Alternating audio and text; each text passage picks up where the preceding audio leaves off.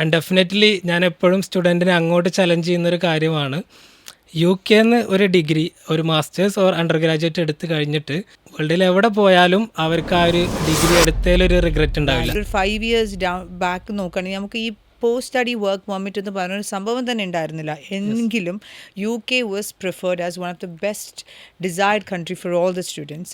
Y is that? See, basically, by size-wise, UK is the largest country. Then comes to universities, compared to other countries like Europe, other countries. ഇതിൻ്റെ ഒരു യൂണിവേഴ്സിറ്റീസിൻ്റെ ഒരു strength എന്ന് പറയുന്നത് അത്രയും ലാർജാണ്. Like tier 1 universities, tier 2, tier 3, ഇത്രയും കാറ്റഗറിയിൽ നമുക്ക് 200+ യൂണിവേഴ്സിറ്റീസ് വരുന്നുണ്ട്. ആൻഡ് ഇതിൻ്റെ ഒരു മെയിൻ പാർട്ട് എന്ന് വെച്ചാൽ, ഇപ്പോൾ ചില സ്റ്റുഡൻസ് ചില സ്പെസിഫിക് ആയിട്ട് ചില കോഴ്സസ് ചോദിച്ചു വരും. അപ്പം നമുക്ക് ഏറ്റവും കൂടുതൽ ആ കോഴ്സിൻ്റെ അവൈലബിലിറ്റി അല്ലെങ്കിൽ ഓപ്ഷൻസ് കൊടുക്കാൻ പറ്റുന്നത് എപ്പോഴും UK യൂണിവേഴ്സിറ്റീസിലായിരിക്കും. ആൻഡ് ഡെഫിനറ്റ്ലി ഞാൻ എപ്പോഴും സ്റ്റുഡൻറ്റിനെ അങ്ങോട്ട് ചലഞ്ച് ചെയ്യുന്നൊരു കാര്യമാണ്.